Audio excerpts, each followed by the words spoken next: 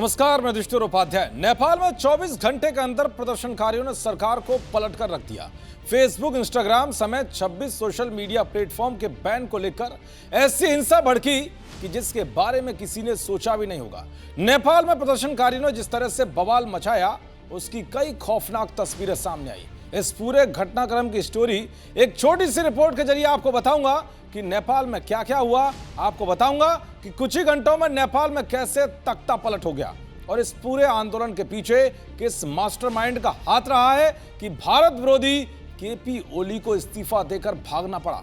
आखिर में आपको बताऊंगा कि नेपाल में जो कुछ भी हुआ उसको लेकर भारत में क्या कुछ हलचल हो रही है। दरअसल इस आंदोलन के भड़कने की पहली तस्वीर नेपाल की संसद से सामने आई, जहां प्रदर्शनकारियों ने संसद पर कब्जा कर लिया और यहां आग लगा दी। जब हालात कंट्रोल से बाहर होने लगे तो सेना को उतार दिया गया और बवाल करने वालों को देखते ही गोली मारने के आदेश दे दिए, जिसके बाद सेना और पुलिस ने प्रदर्शनकारियों पर गोली चलाई, जिसमें 20 से ज्यादा लोगों की मौत हो गई और सैकड़ों घायल हो गए। इसके बाद तो यह आंदोलन खूनी जंग में बदल गया।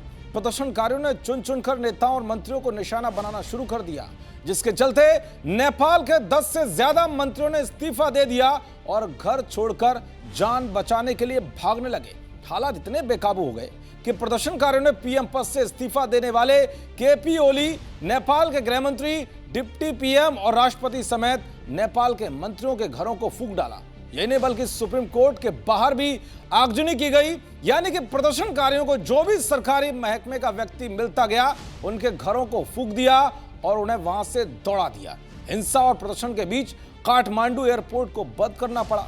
लेकिन इस दौरान एक ऐसी घटना भी देखने को मिली जिसने पूरी दुनिया की रूह कपा दी। दरअसल प्रदर्शनकारियों की भीड़ ने नेपाल के पूर्व प्रधानमंत्री झालानाथ के घर पर हमला बोला और आग लगा दी। इस घटनाक्रम में पूर्व पीएम की पत्नी राजश्री चित्रकार बुरी तरह से जल गई और उनकी मौत भी हो गई। झालानाथ खलनाल नेपाल के 35वें प्रधानमंत्री रह चुके हैं और फरवरी 2011 से अगस्त 2011 तक उन्होंने इस पद की जिम्मेदारी संभाली थी। जहां एक तरफ नेपाल के पीएम ओली ने इस्तीफा दे दिया है, तो वहीं प्रदर्शन करने वाले युवाओं ने काठमांडू के मेयर बालेंद्र शाह को अंतरिम पीएम बनाने की मांग की है।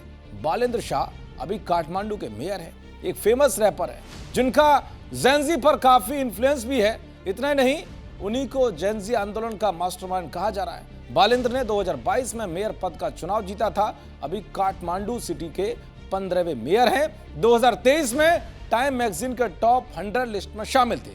उधर नेपाल में हुए बवाल को लेकर भारत भी एक्शन में है। भारत लगातार घटनाक्रम पर नजर बनाए हुए है। दिल्ली में नेपाल दूतावास की सुरक्षा बढ़ा दी गई।